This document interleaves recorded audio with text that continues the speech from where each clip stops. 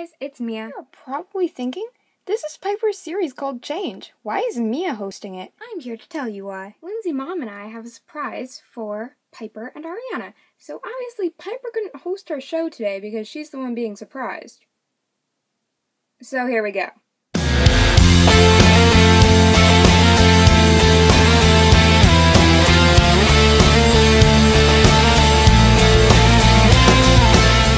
Not to get us any presents while she was in New York. But aren't you so glad she did? Come on, open it. Okay, Ariana, you open it. Okay. What could she have got us? It's a big box. Oh my god, American Girl dolls! Wow, Cecile! I've always wanted her. She got me Marie Grace. And now we have the best friend dolls. Oh, she's beautiful. Thanks, Mom. Thanks, Mom. To me.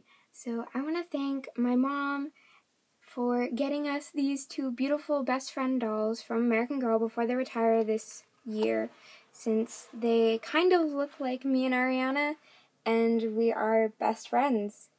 I also want to thank our 63 subscribers that we currently have, and it just makes us so excited and want to make time to make more videos. So I hope we accomplish that goal, and I can't wait to see you guys next week.